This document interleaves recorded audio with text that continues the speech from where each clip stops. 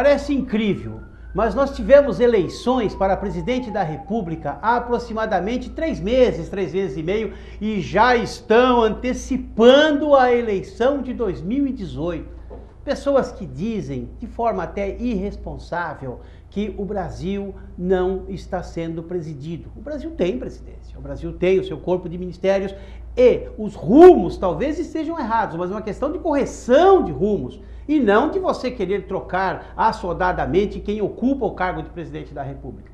Eu defendo, e sempre defendi e defenderei, que quem foi eleito tem que cumprir o mandato. E se as coisas não caminham como deveriam estar caminhando, que se mudem as formas de se fazer política, principalmente no Congresso Nacional. E em nosso município está acontecendo também uma coisa que preocupa muito. Estão já começando o processo eleitoral de 2016. As pessoas já estão também de forma precipitada trazendo nomes à baila. Ainda ontem, comentando com alguns amigos, chegamos à conclusão de que temos hoje 23 pré-candidatos a prefeito do Guarujá. Gente, temos ainda 2 anos pela frente, muita coisa para acontecer. Nós precisamos um pouco mais de juízo, um pouco mais de paciência, ciência da paz. Paciência. Nós precisamos pensar na população, nós precisamos pensar nas pessoas que precisam sobreviver, nas pessoas que precisam trabalhar, nas pessoas que precisam estudar, colocar seus filhos na escola, fazer a sua compra no supermercado, encher o seu tanque de gasolina. Nós temos que parar de pensar em poder, poder, poder e começar a pensar no cidadão. Só assim nós faremos um país para todos. Pense nisso. Programa Do Jeito do Jonas, um programa que é feito do seu jeito, do nosso jeito e é apresentado do jeito do Jonas. Para você entrar em contato conosco pelo e-mail jonasgrebe@ig.com.br ou no Facebook, Do Jeito do Jonas. Para me ajudar a fazer esse programa hoje, eu convidei uma ilustre personalidade aqui de nossa cidade, ela que é economista, ela que é concursada na Prefeitura do Guarujá e tem a árdua missão de ser a presidente da Guarujá Previdência, aquele órgão que veio trazer aos funcionários públicos da cidade do Guarujá a sua tranquilidade em termos de aposentadoria, porque todos aqui eram seletistas, as pessoas aqui tinham as suas carteiras assinadas e hoje as pessoas são realmente funcionários públicos estatutários. É mais ou menos isso, doutora Célia Rodrigues Ribeiro, aliás, mãe do Daniel e mãe do Newton, um abraço aí para os filhões. Obrigada, é isso mesmo, né? O Guarujá em 2013... depois de um processo de quase 2 anos de discussão com os funcionários, com os sindicatos, depois de muitas palestras, muitos debates, a cidade trouxe para cá pessoas para falar a favor do regime geral, a favor do regime próprio.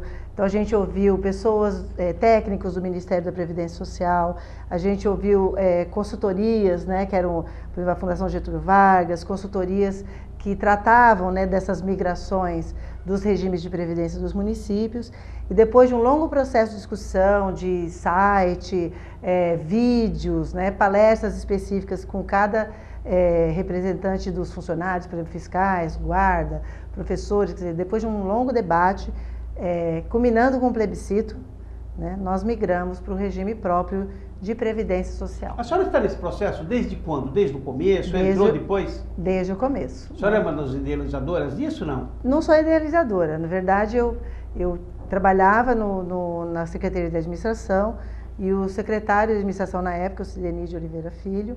Grande Sideni, né? Um abraço, nosso grande amigo Sideni. Né, que secretário de Administração. Deixou saudade, grande gestor, né? E foi capaz, junto com a prefeita Maria Antonieta, de, na verdade, realizar um sonho. Só me assusta dizendo que deixou saudade, ele está vivo e entre nós, ele só não é mais secretário. Ele é uma pessoa do mercado, né? Sim. Ele cumpriu a missão dele, ele cumpriu o que a prefeita Maria Antonieta pediu, e um dos pedidos da primeira gestão da prefeita era viabilizar, né, a migração dos servidores do regime geral para o regime próprio. Qual a diferença, doutora? Para que quem está em casa nos vendo possa ter uma noção, né, do que é ser seletista para quem trabalha concursado em uma prefeitura. É claro, você vai numa indústria, você é seletista, mas o regime é totalmente diferente e a relação de patrão-empregado é totalmente diferente do que numa prefeitura. Exato. E qual é a diferença e qual foi o ganho nisso, na sua opinião? A grande diferença é justamente o que você comentou, a relação de trabalho. Então, se você tem uma relação de trabalho que é CLT, todos os seus direitos e deveres estão previstos lá, na consolidação das leis do trabalho. E isso implica que o seu regime previdenciário vai ser o regime geral, que é o regime geral de previdência social, que é o INSS. Esse é um aspecto. O regime próprio, ele já está ligado ao regime estatutário, ou seja, todos os direitos, deveres e obrigações dos servidores hoje do Guarujá estão previstos aonde? No estatuto. Antes, o que a gente podia ou não fazer, como era o nosso contrato, a forma como o empregador se relacionava com o empregado, estava previsto na CLT. Hoje, a relação de empregado e empregador está previsto no Estatuto pela Lei 135 de 2012. Então, todos os nossos direitos, as obrigações e as nossas relações de trabalho estão descritos em Estatuto. Então, a diferença é que hoje somos estatutários, portanto, a nossa relação está prevista em lei, não é? E antes não, a nossa relação de trabalho e o contrato também estava previsto pela CLT. E o que muda na vida do funcionário? Bom, primeiro porque as aposentadorias são bem diferentes. Né? Na aposentadoria do INSS, ela teria aquela defasagem natural, os aumentos naturais, e quando a pessoa é estatutária, ela mantém o salário do cargo, é isso? Essa é uma das diferenças. Por exemplo, a grande diferença entre o regime geral e o regime próprio é que no regime próprio a gente tem uma governança maior sobre o que vai acontecer com a nossa vida. Muito diferente quando a gente ia lá para o INSS. A gente não tinha nenhum tipo de controle do que ia acontecer com a nossa vida depois da aposentadoria. Até porque as regras eram as regras gerais. Hoje as regras são regras próprias. Agora, quem já se aposentou pelo regime anterior não consegue reverter, né? Mesmo uma pessoa que trabalhou 30 anos na prefeitura e aposentou pelo INSS, hoje ele não consegue fazer uma reversão disso. O que a gente tem hoje tem vários processos de desaposentadorias, né? Mas no caso do regime, como a gente já tem um regime próprio, eu acredito, aí é uma área que é a área mais de direito, né? Eu sou economista, mas pelo que a gente viu, o pessoal que está pedindo a desaposentadoria é desaposentadoria lá no regime geral. Isso não quer dizer que ela migra para o regime próprio. Mas a grande vantagem que eu vejo no que a gente fez aqui no Guarujá é que, por exemplo, mesmo as pessoas que estavam aposentadas no regime geral vão poder construir uma nova aposentadoria. E como economista eu digo, 2 rendas é sempre melhor que uma. Então, se você não tinha expectativa de ter outra aposentadoria, hoje o servidor que migrou e que tinha uma aposentadoria no INSS, hoje ele tem uma possibilidade... Quer dizer, quem tinha o tempo e aposentou e continua no serviço, ele faz um outro tipo de recolhimento. Sim. E tem a expectativa de uma nova aposentadoria. Tem. Lógico que essa nova aposentadoria vai acontecer dentro das regras do regime próprio. Então, ele vai ter que construir mais tempo, porque o tempo que ele levou para o INSS ficou lá, então a gente não tem como reverter. Mas o tempo que ele construir no regime próprio, ele pode pegar uma aposentadoria proporcional, uma aposentadoria por idade, né? Então, ele tem uma possibilidade de uma segunda aposentadoria. Outra grande diferença entre os 2 regimes é a existência do fator previdenciário. Então, você contribui a vida inteira no teto, né? 4.800 alguma coisa. Quando vai acontecer a sua aposentadoria, você não vai pegar o valor do teto. Outra coisa, o fator previdenciário vai fazer o quê? Ele vai unir 2 critérios, idade e tempo de contribuição, e na verdade você vai cair numa regra que vai reduzir esse valor da contribuição. Logo, você contribui no teto, mas não se aposenta com o valor do teto. Então, no regime próprio não existe fator previdenciário. Então, o que existe de contribuição é aquilo que a pessoa vai levar para a aposentadoria. E também tem a diferença que no INSS, os reajustes não são de acordo com o reajuste de quem está trabalhando. Isso. Sempre o reajuste do aposentado é um pouco menor. Isso desde 94, 93, que isso é assim. No regime próprio, a gente tem regras como vai acontecer o reajuste da sua aposentadoria ou da sua pensão. Então, por exemplo, existem regras, né, que garantem que você vai ser reajustado sempre que o servidor nativo for reajustado. Então, você vai obedecer essa mesma regra de reajuste salarial, o que é bom, Porque o que acontecia quando o servidor se aposentava pelo INSS, ele ficava submetido às regras do governo federal. Só uma pergunta, doutora. É uma pessoa que trabalhou 20 anos recolhendo para o INSS. Agora ele vai, em tese, trabalhar 10 anos recolhendo para o Guarujá Previdência. Sim. Esses 20 anos que ele pagou para o INSS vão fazer falta na arrecadação para se fazer o caixa para que ele tenha uma aposentadoria plena com apenas 10 anos de trabalho. Essa dicotomia, como é que se resolve isso? Como é que se busca esses 20 anos que ele entregou lá, sabendo que ele vai receber agora totalmente daqui? Como é que se junta isso? Okay. Existe um mecanismo chamado compensação previdenciária, que é um convênio que os regimes próprios, os institutos de previdência dos municípios, fazem com o Ministério da Previdência, com o INSS exatamente. A gente chama de Comprev.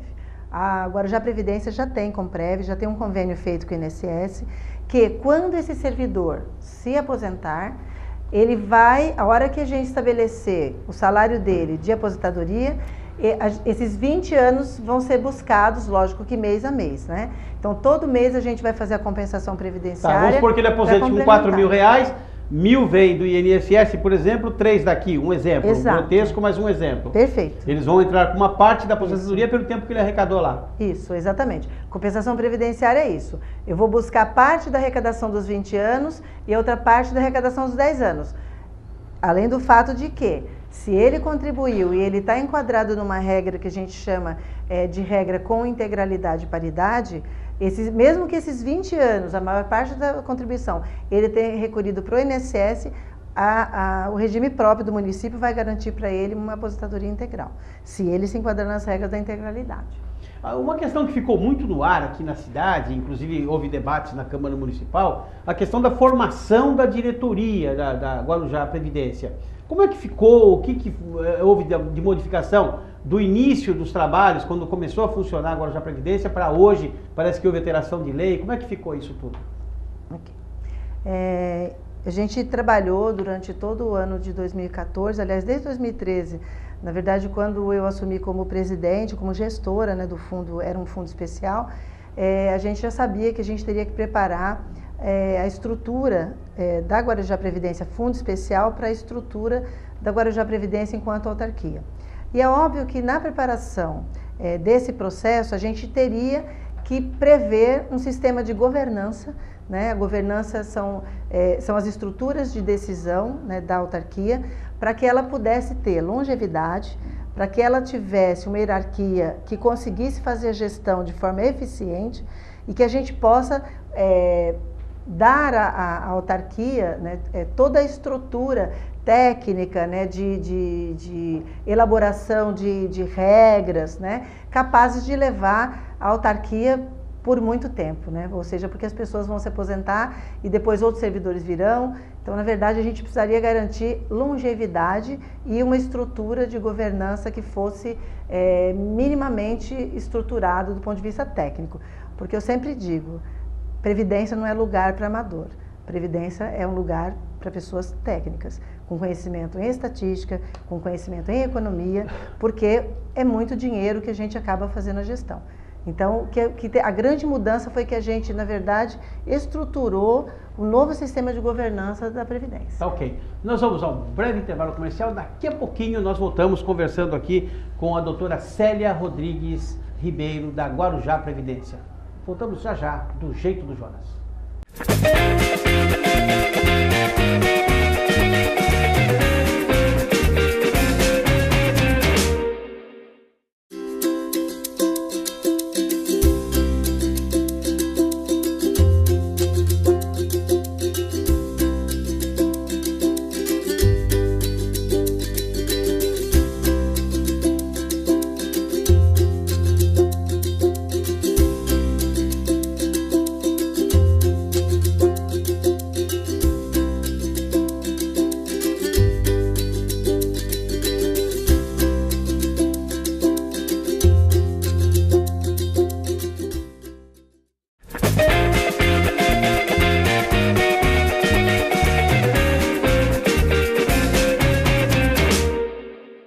Programa do Jeito do Jonas, voltando para o segundo bloco, hoje falando com a mãe do Daniel e a mãe do Newton, ela que é a doutora Célia Rodrigues Ribeiro, que é a diretora-presidente da Guarujá Previdência, que é o Instituto de Previdência para os funcionários públicos aqui do nosso município. E, doutora Célia, a pergunta que não quer calar é essa.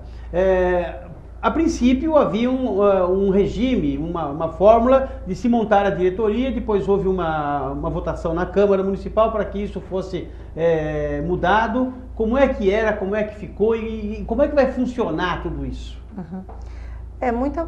Poucas coisas mudaram, na verdade, né? O que a gente precisava ajustar era, primeiro, a capacitação do Conselho Fiscal, já apontado pelo Tribunal de Contas. Então, o Conselho Fiscal que será eleito? Que vai ser eleito. O Conselho Fiscal era eleito e vai continuar sendo eleito. Então, ele tem 4 membros eleitos, todos os membros do Conselho Fiscal têm que ser servidores de carreira. E um dos conselheiros vai ser nomeado pela prefeita. Ocorre que o tribunal já havia apontado e a gente também, dentro do estudo da longevidade de construir uma estrutura de governança, né, quer dizer, que pudesse arcar com toda a parte técnica, né, que um regime de previdência exige, a gente achou por bem, quer dizer, que não teria cabimento a gente ter um conselho que vai analisar demonstrativos contábeis, execução de política de investimentos,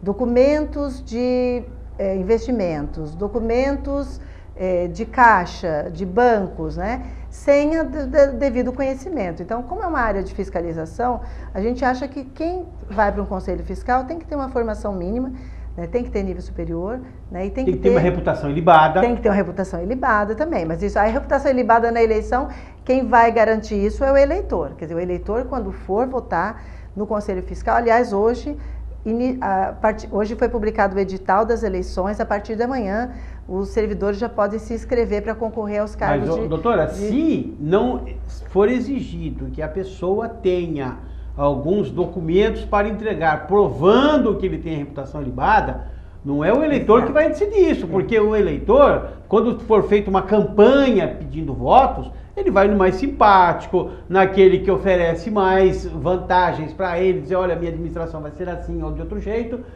e eu acho que muito difícil que o eleitor vá se preocupar com É assim com os deputados, nós temos aí deputados federais que têm fichas criminais extensas, né? E o eleitor não vai olhar a ficha criminal, ele vê aquele que está ajudando a comunidade, que está próximo, etc. Então eu acho que aí seria um risco.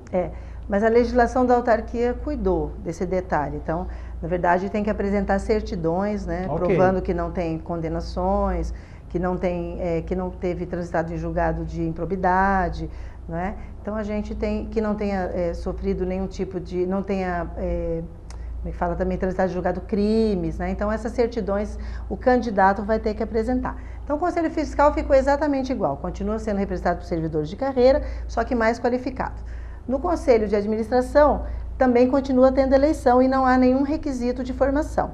Então, também os servidores continuam sendo eleitos, né? Só que a novidade é que agora tem uma cadeira para o Legislativo. Então, os servidores do Legislativo vão escolher um representante, porque o Legislativo passa a ter uma cadeira no Conselho de Administração. São 5, um é do Legislativo, é isso?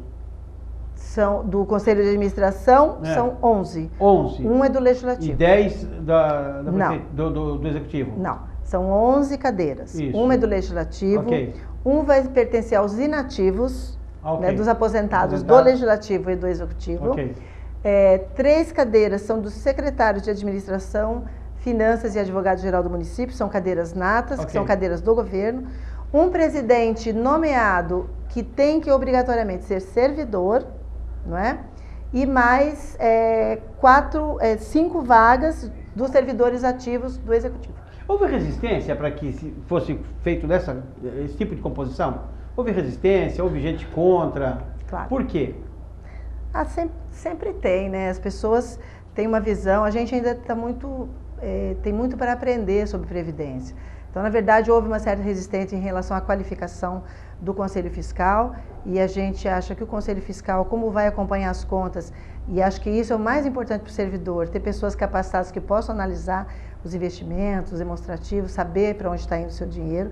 Então, para isso, precisa ter qualificação.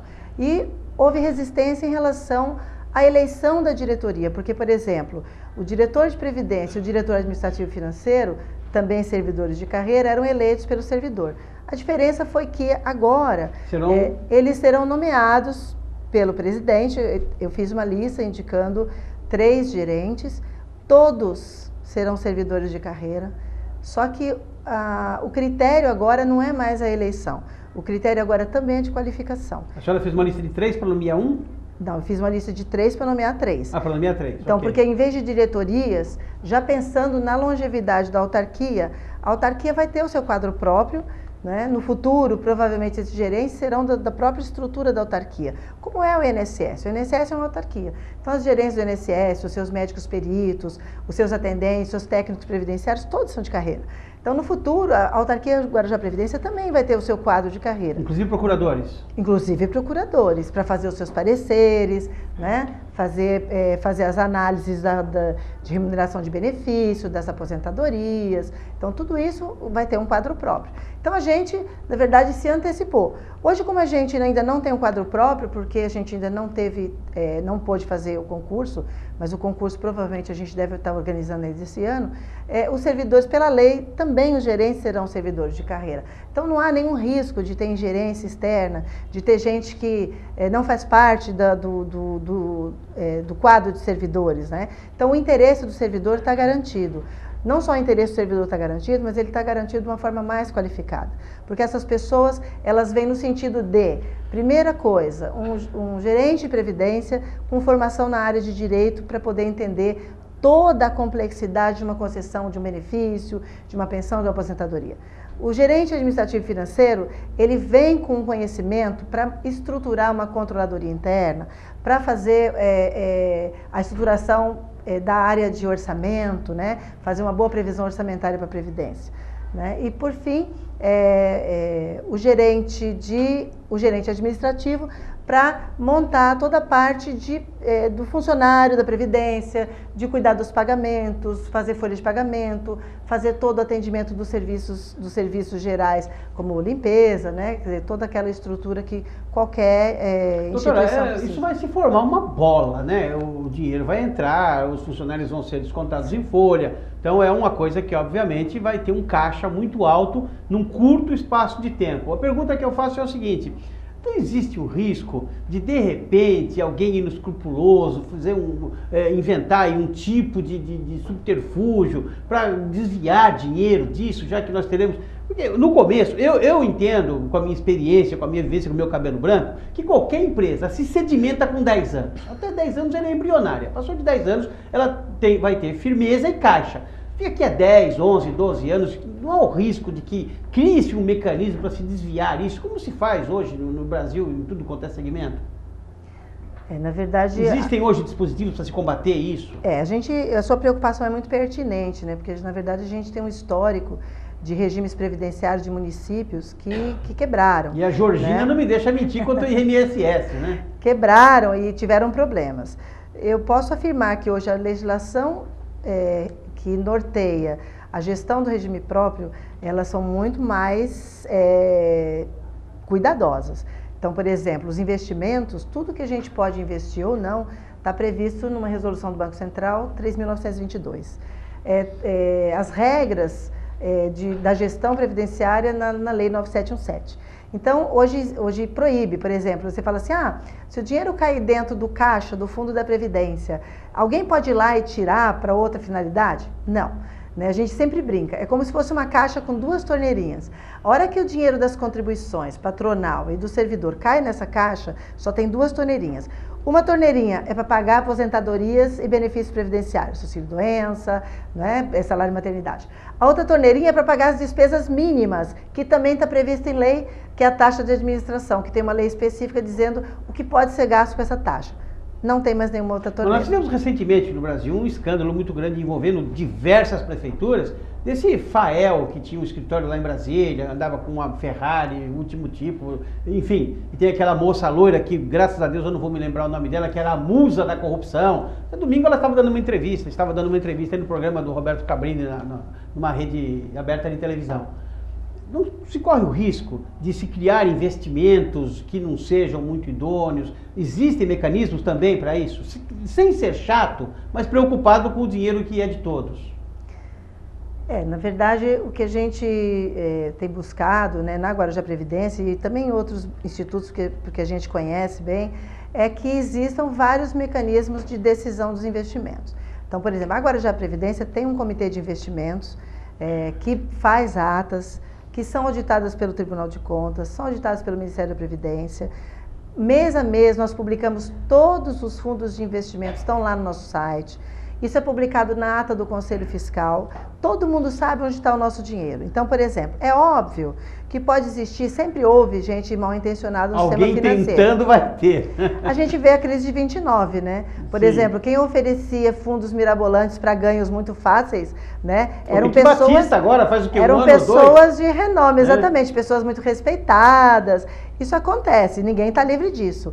Mas assim, a decisão do investimento, por exemplo, todo mês a gente acompanha a aderência do investimento. Então, por exemplo, tem um fundo de investimento que está estruturado para, por exemplo, pagar rentabilidade, porque o banco, as pessoas fazem uma dívida... Vai plantar eucalipto e o eucalipto vale muito. Perfeito, perfeito. Sabe o que a gente tem que fazer, Jonas? A gente tem que ir lá na plantação de eucalipto. Essa é uma coisa que o comitê precisa fazer. Eu tenho um fundo que... A BTG Pactual, sei lá, qualquer fundo de investimentos. Sim. Nós temos que ir lá conhecer, saber como é o investidor, como que ele bolou aquela estratégia da rentabilidade, quem faz parte da estrutura de governança daquele fundo, quem que é o administrador do fundo. Outra coisa, o Ministério não permite investimento em fundos que não estão registrados na Bolsa de Valores. Ou seja, antes de chegar em nós, essas pessoas vão ter que ter cadastrado esse fundo, ter dito quem são os administradores, entendeu? Ele tem que dizer essa estrutura toda que é formada do fundo, qual é a estratégia do fundo, como o fundo vai alcançar a rentabilidade, que, por exemplo, se for um fundo de ações, que ações que ele vai escolher, o que ele promete entregar. Eu vou prometer entregar que eu vou investir na energia elétrica e ele vai dar IPCA mais 6. Então, todo mês a gente vai ver, olha, mecanismo para tem todo isso, ele registra lá na Bolsa de Valores. Bom, eu queria, antes de mais nada, lhe dar os parabéns, porque eu imagino que ter um cargo que vai cuidar do dinheiro da Previdência, de tanta gente que trabalha, que tem um dinheiro suado e que precisa ter uma garantia de futuro de aposentadoria, cuidar disso não deve ser fácil, deve tirar o sono de qualquer ser humano. Por isso eu te parabenizo por isso, pela coragem, né, pela sobriedade, por estar à frente disso. E, além de tudo isso, o prêmio que eu posso lhe dar é 30 segundos para falar tchau. Eu agradeço muito, Jonas. A honra foi minha. Agradeço a oportunidade de falar um pouco de Previdência. A gente gosta muito de falar sobre isso. E Previdência, ele é um projeto de seguridade social. Então, na verdade, o nosso objetivo é cuidar das pessoas quando as pessoas envelhecem, quando elas ficam doentes, quando elas ficam inválidas e cuidar da família quando as pessoas morrem. Esse é o objetivo de Seguridade Social e é isso que a gente faz. Muito obrigada. A honra foi minha de receber aqui a doutora Célia Rodrigues Ribeiro, que é a presidente do Guarujá Previdência, cuidando aí do futuro das pessoas que trabalham, que recolhem ali os seus impostos, recolhem ali a sua contribuição para a Previdência, para ter uma aposentadoria. E eu parabenizo a doutora Célia e agradeço por ela estar aqui. Que Deus te abençoe e te guarde, que faça resplandecer o seu rosto sobre ti e te dê a paz. Amém.